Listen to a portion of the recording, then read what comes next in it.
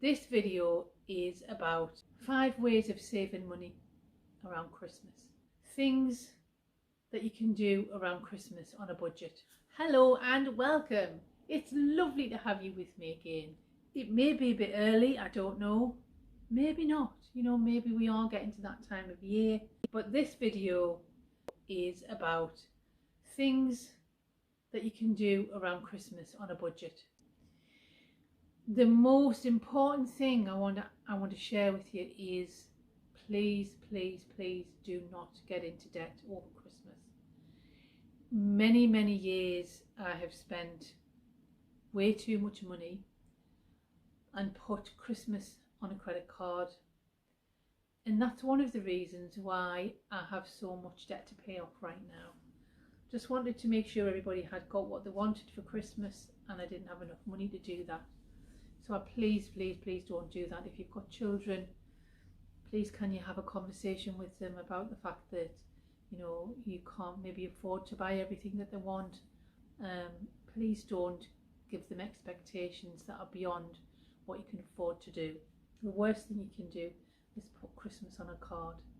I suppose that's the main point of this message, but what I want to do with you is share 5 things that you can do to make Christmas cheaper and easier. So let's get right into that.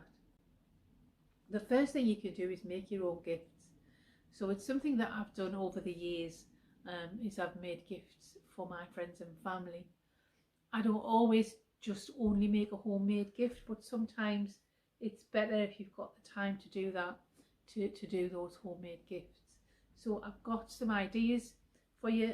Again, I'm not going to go into the detail of those, but some of the things you can do are things like you can create a journal. So you may have seen another video that I've done where I have created a little journal.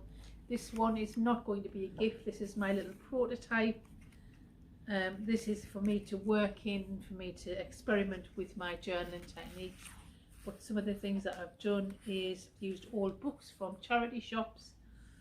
I have used, this little map here came from a book from a charity shop, and so did the print on this little tag. So I cut the pages out and made little tags to fit in. Let's have a look through. The same here, I've used the same from that book. Done that there. And again, and I've got some old craft papers that I've been using. The great thing about things like the junk journal is that all of the papers that I use are either papers that I've had for a long time in a craft drawer, or they're just lined paper from an old notebook. One of the things I did is I opened a load of old notebooks and I took out all of the pages that weren't used and threw away all of the old notes and created this little journal. This jacket is made from a chocolate bar box. You can use cereal boxes, you can use anything, and it's a really nice technique to use. And it's just covered, glued, and then the pages inside are, and I'll show you one that, if I can just reach for the one that I'm in the process of doing, just here. So this is one that I'm in the process of making, and this will be a gift. You can see that's the cereal box, and these are called signatures. So yeah, they're just a collection of papers, and you can see I've used old paper bags, I've used old envelopes, I've used old wrapping paper, so use all sorts of things. So it really is a junk journal. It really is made out of stuff that normally you would throw out. And they can be decorated up in any sort of way. They can be themed for the person that you've given the gift to. Let's say you've got somebody who loves motorbikes. You could do a journal that is motorbike themed if you wanted. You can use old magazines for your images. You can draw pictures. You can leave pages blank so the person can write in the journal. I've done dream catchers, so I have shown you, I'll just show you, in case you haven't watched me before, I have made dream catchers, and this is one that I'm in the process of making. So it's just using old wool. I bought the frame for that. They weren't very expensive. And then the other thing that I do is I go into charity shops and I buy old sets of beads. So £2 for this one. Those beads will go beautifully on the end of a dream catcher. Whether you can see those, that's really pretty. I quite like that.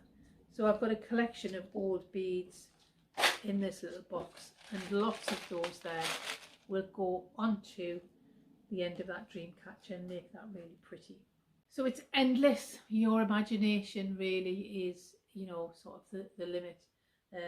You just whatever you fancy, you can do all sorts of things. You can create, you can make candles, you can decorate glassware.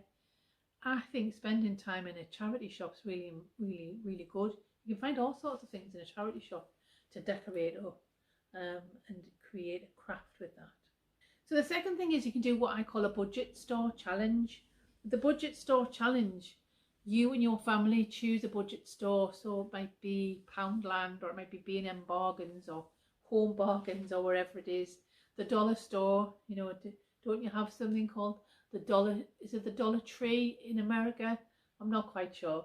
But wherever it is, and what you do is you agree to spend an amount for each person. You limit yourself. So let's say you and your partner or your children agree that you're going to spend £20 on each other. And your challenge is to actually go to the cheap store and buy as many things as you can that the person would like and wrap them up as presents. You can buy some fantastic things in those cheap stores. Candles, you know, for a couple of quid. Little ornaments. You can buy things for the kitchen if the person likes to cook. You can buy socks and hot water bottles, and you can buy sweets, and you can buy drinks and all sorts of things there.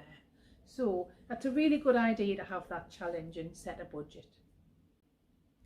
Number 3 is what I call the charity shop challenge. So again, going around those charity shops and trying to find nice little gifts that would suit the person that you really like. And again, you could set a budget. So you could say, we're going to go to the charity shop, we're going to spend £15 on each other, and you buy a number of gifts that the person would like from that kind of store.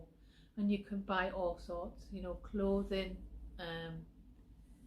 glassware, tea sets, books, anything, you know, there's all sorts of things that you can buy from there.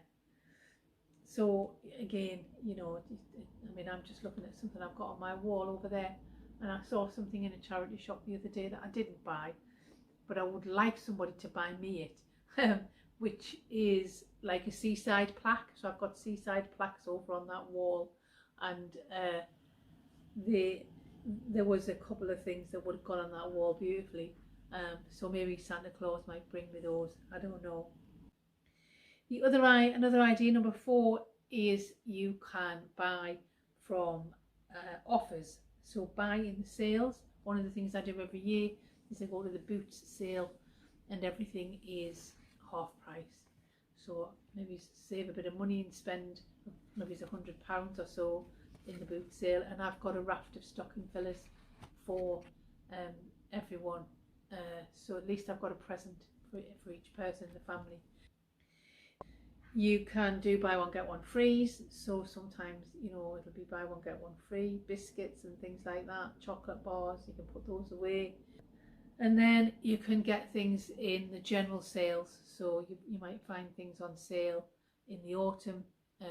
You might find things on sale, you know, just before they start putting things out for Christmas. Sometimes it's really interesting because everybody seems to sort of want to buy wintry Christmas things at Christmas time. But sometimes you can buy things that are meant for summer in the sort of autumn winter time sales, and you can wrap those up for Christmas for somebody, because we don't always need to have wintry things at Christmas, do we? So look out for those sales, buy one get one frees, 2 for 3 offers, and online sales as well. Black Friday is a really good one, isn't it? Wait till Black Friday, which is the last Friday in November, I understand, where you can get some real good bargains. And number 5 is one of my favourites, and I think this is really important. Buy local from local businesses. I think there's nothing nicer than buying something that's handmade by somebody that's striving to keep their business going. You know, a small family run business, maybe somebody's making cakes. Buy your cakes from them rather than buying it from the grocery store. That's really nice. It might not be as cheap, but it's a lovely thing to do, and it's personalised. And there's loads of businesses out there that, you know, that do that. Try and find a local craft fair, and go and buy your presents from them.